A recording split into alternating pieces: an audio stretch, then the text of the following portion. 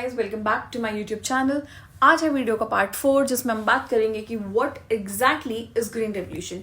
पिछली वीडियोस में हमने ये पढ़ा कि कैसे जब ब्रिटिशर्स हमें छोड़ के गए तो हमने बोला कि हम इकोनॉमिक प्लानिंग करेंगे। इकोनॉमिक प्लानिंग करने के लिए हमने प्लानिंग कमीशन सेटअप करा, गोल्स लिए और हमारे 4 मेजर गोल्स आए: ग्रोथ, इक्विटी, मॉडर्नाइजेशन और सेल्फ रिलायंस। फिर हमने बोला कि अलग अलग सेक्टर्स में अलग अलग रिफॉर्म्स आए। हमने सबसे पहले पढ़ना शुरू करा एग्रीकल्चरल सेक्टर।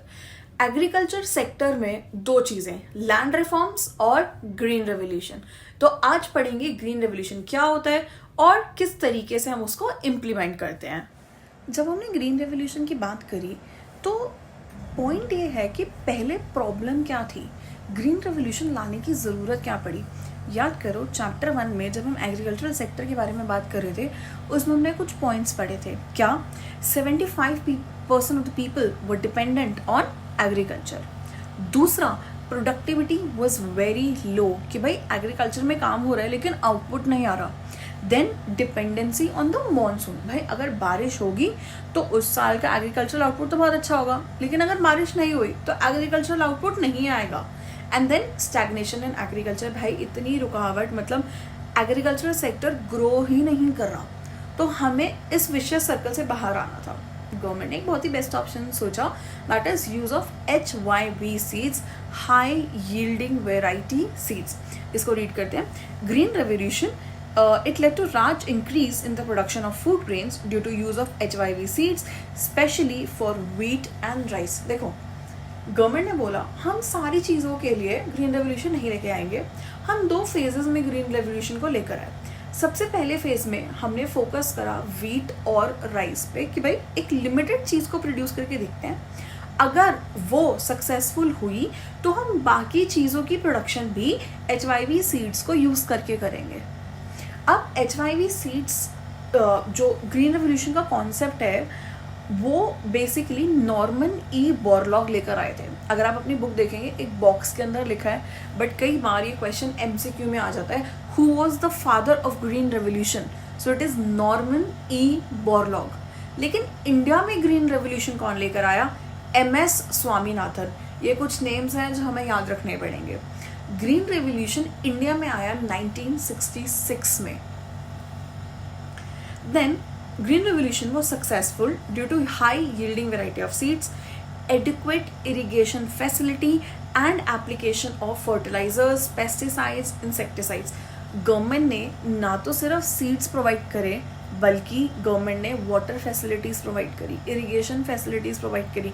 जो एक मेजर प्रॉब्लम थी कि लोग डिपेंडेंट थे मॉनसून पे, गवर्नमेंट ने उस प्रॉब्लम को हटा। गवर्नमेंट ने बोला कि हम आपको वाटर फैसिलिटीज़ प्रोवाइड करेंगे कि भाई जब एक फार्मर को पानी चाहिए उसको मिलेगा, वो अच्छे से इरिगेशन करेगा, कोई पेस्ट ना लगे, क्रॉप ख़राब नहीं हो, उसके लिए इंसेक्टिसाइड्स, पेस्टिसाइड्स उनको सब प्रोवाइड करे, तब जाके प्रोडक्शन सक्सेसफुल हुई। तो इसलिए ओवरऑल कॉन्सेप्ट, भाई ग्रीन रेवोल्यूशन में तुम सीड्स भी प्रोवाइड कर रहे हो, तुम उनको पेस्टिसाइड्स भी दे रहे हो, तुम उनको पानी भी दे रहे हो, तुम हर तरीके से एक फार्मर को हेल्प कर रहे हो, इसीलिए उस फार्मर की प्रोडक्शन इंक्रीज कर रही है। आगे आते हैं, what were the main reasons for the agricultural revolution. पहले रीड करते हैं फिर उसको समझते हैं।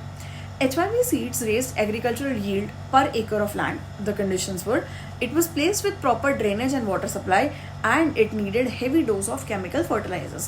भाई मैंने आपको 3 चीज़ें बोली जो आपको याद रखनी है। पहला HYV seeds, दूसरा प्रॉपर इरिगेशन फैसिलिटीज़ और तीसरा उनको केमिकल्स जैसे कि पेस्टिसाइड्स, इंसेक्टिसाइड्स, फर्टिलाइजर्स, ये सारी चीज़ें प्रोवाइड कराई जाएँ। And as a result, proper irrigation facilities and financial resources were required, which government definitely provided। अब गवर्नमेंट ने समझदारी करी, मान लो गवर्नमेंट कोई लॉ ले आए, गवर्नमेंट को चीज़ इंप्लीमेंट कर दे और भाई वो सक्सेसफुल ना हो, गवर्नमेंट ये सारी चीज़ें प्रोवाइड भी करे और आउटपुट आए 0 या नेगेटिव में आए या जैसा गवर्नमेंट ने सोचा था वैसा नहीं आए, उस चीज़ का क्या फ़ायदा। तो गवर्नमेंट ने स्मार्टनेस दिखाई। गवर्नमेंट ने कहा हम एक काम करते हैं, ग्रीन रेवोल्यूशन को फेजेस में लेकर आते हैं, फेज़ 1 और फेज़ 2। तो फेज़ 1 में हमने लिमिटेड स्टेट्स में और सिर्फ 2 चीज़ों वीट और राइस पे फोकस किया। एंड देन फेज़ 2 में जब हमने देखा कि यार फेज़ 1 तो बहुत सक्सेसफुल है, बहुत ही बढ़िया है, फिर हम बाकी चीज़ों में लेकर आए ग्रीन रेवोल्यूशन। तो success of green revolution in 2 phases। First phase, it benefited states like Punjab, Andhra Pradesh, Tamil Nadu, and majorly helped wheat growing areas. And in the second phase, it spread to more states, benefited more variety of crops, right? So what were the advantages or the important effects of the green revolution? सबसे पहला, सबसे important, attaining marketable surplus. तुम ये सोचो, जहाँ पे 1000 quintal output आ रहा है, वहाँ पे अब 10,000 क्विंटल आउटपुट आना शुरू हो गया. भाई पहले हमारे पास डेफिसिट होता था, पहले हमारे पास कमी होती थी कि हमारे पास फूड ग्रेन्स अवेलेबल नहीं है, हमारे पास वीट नहीं है, हमारे पास राइस नहीं है, पल्सेस नहीं है. लेकिन अब हमारे पास मार्केटेबल सरप्लस. पेपर में क्वेश्चन आता है, बोर्ड के पेपर में उठा के देखना, डिफाइन मार्केटेबल सरप्लस. हमने कहा भी देखो कितना छोटा सा पॉइंट पढ़ा है. कहाँ हम पढ़ रहे हैं? एग्रीकल्चर सेक्टर, उसमें पढ़ रहे हैं ग्रीन रेवोल्यूशन. फिर ग्रीन रेवोल्यूशन के एडवांटेज, उसका एक पॉइंट है मार्केटेबल सरप्लस. पेपर में क्वेश्चन आ रहा है डिफाइन. तो जब हम बात करते हैं डिफाइन मार्केटेबल सरप्लस, वो सरप्लस, वो आउटपुट जो एक सेल्फ कंजम्पशन के बाद बच जाए मार्केट में बेचने के लिए. मान लो मैं एक फार्मर हूँ, मैंने क्या करा, 1000 क्विंटल अपने खेत पे ग्रो करा. भाई मेरे को अपनी सेल्फ कंजम्पशन के लिए भी तो चाहिए, मेरे को अपने घर वालों को भी तो खाना खिलाना है. मैंने उस 1000 क्विंटल में से 300 क्विंटल अपने घर पे यूज़ कर लिया, बाकी बचा 700 क्विंटल. उसका क्या करूँ? जाके मार्केट में बेच दूँगी. आउटपुट एक्स्ट्रा है मेरे पास, मार्केटेबल. वो आउटपुट जो मैं मार्केट में जाकर बेचूंगी, दैट इज मार्केटेबल सरप्लस. हमने क्या करा, वी अटेन्ड मार्केटेबल सरप्लस. हर एक फार्मर के पास इतना आउटपुट था कि वो खुद की सेल्फ कंजम्पशन के लिए भी रख रहा था और बाहर मार्केट में जाके भी बेच रहा था. तो agricultural produce which can be sold in the market after self consumption, huge amount of wheat and rice were produced and sold in the market during green revolution. अब इससे क्या हुआ, गवर्नमेंट के पास भी बफर स्टॉक मेंटेन हो गया. भाई जब इतना स्टॉक मार्केट में है तो गवर्नमेंट ने भी एक्स्ट्रा खरीद के रख लिया कि भाई अगर कभी कोई इमरजेंसी होगी, कोई वॉर लाइक सिचुएशन होगी, नेचुरल क्लैमिटी होगी, तो गवर्नमेंट अपना बफर स्टॉक यूज़ कर लेगी. तो government started maintaining buffer stock. So that's the second advantage. First was attaining marketable surplus. Second one is buffer stock of the food grains. So government produced sufficient food grains which could be used at the time of shortages, right? अब तीसरा point क्या है, it benefited to the low income group. एक example से समझना. पहले जो मैंने अभी एग्जाम्पल लिया था रिसेंटली कि 1000 क्विंटल था और अब 10,000 क्विंटल है. पहले 1000 क्विंटल प्रोड्यूस होता था, ठीक है, सप्लाई लिमिटेड है, लोगों की बहुत ज़्यादा डिमांड है. भाई मैं ये कहती हूँ मैं 100 रुपये दूंगी, तुम मेरे को दे दो. साथ वाला बंदा कहता है भाई मैं 110 रुपये दूंगा, मेरे को दे दो. तुम कहते हो मैं 150 रुपये दे दूंगा, पर ये सामान तो मेरे को चाहिए, मेरे को अपने घर पे खाना है.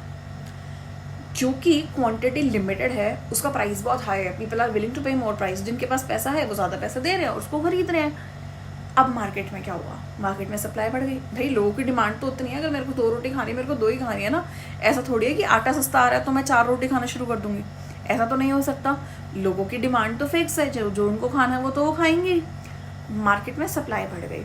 अब 1000 की जगह 10,000 यूनिट मार्केट में अवेलेबल है. तो जो लोग पहले प्राइसेस बढ़ा रहे थे, अब तो वो प्राइस बढ़ेगा ही नहीं, रादर प्राइस कम हो जाएगा. तो वो लोग जो पहले वीट, राइस, पल्सेस अफोर्ड नहीं कर पा रहे थे, अब वो लोग भी उसको अफोर्ड कर पाएंगे, वो लोग भी खरीद पाएंगे.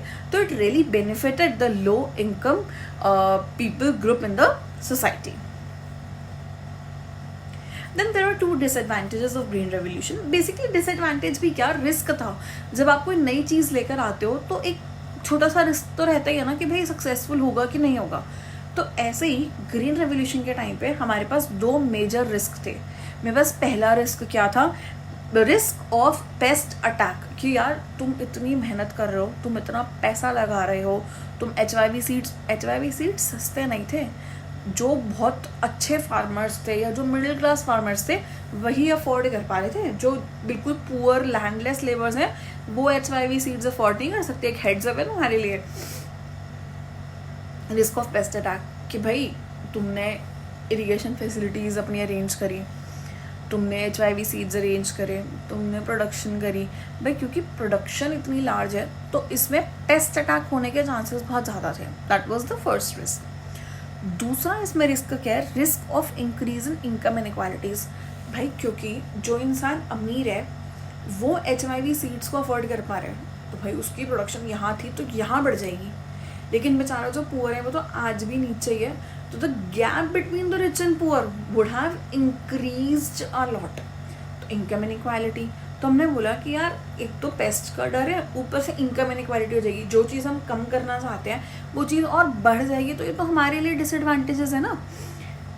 अब इसका सोल्यूशन गवर्नमेंट को समझ में आया कि भाई दो चीज़ें प्रॉब्लम है. अगर प्रॉब्लम है, हर प्रॉब्लम का सोल्यूशन है. गवर्नमेंट ने पहला सोल्यूशन, पेस्ट की प्रॉब्लम है ना, गवर्नमेंट ने बोले मैं पेस्टिसाइड्स प्रोवाइड करूँगा. गवर्नमेंट ने एक इंस्टीट्यूशन से टाई अप कर लिया, उसको बोला कि भाई तू मेरे से पैसे ले ले, सस्ते में सब्सिडीज़ दे दे मेरे को, और मैं तेरे को पैसे देता हूँ, उसके बदले में तू मेरे को पेस्टिसाइड्स दे दे. गवर्नमेंट ने खरीदा महंगे रेट पे और फार्मर्स को दिया एक सस्ते रेट पे, बीच में सब्सिडीज़ दे दी गवर्नमेंट ने. तो हर किसी को पेस्टिसाइड्स मिल गए, एक रीजनेबल रेट पे मिल गए, ठीक है. And on the other hand income inequality वाले जो भी लो इनकम ग्रुप वाले लोग थे या जो लैंडलेस फार्मर्स थे, उनको गवर्नमेंट ने बोला कि भाई मैं तुम्हें चीप क्रेडिट प्रोवाइड करता हूँ, तुम मेरे से लोन लो, जाके प्रोडक्शन करो, मार्केट में सामान बेचो, जब पैसे आएंगे तो मेरे लोन के पैसे वापस कर देना. Simple solution. तो रीड करते हैं. Crops were prone to attack by the pest. Even if small farmers adopted technology, this risk could affect them. And then in the increase in risk of increase in income inequalities, only rich people could afford the expensive HYV seeds or could have irrigation facilities because they were very costly. But fortunately, these risks did not come true. And conclusion, government provided loans to the poor farmers so that the gap between the rich and the poor could be decreased. Output on the small farms equaled output on the large farms. I hope this topic is clear to everyone. If you have any questions, you can reach out to me on DM.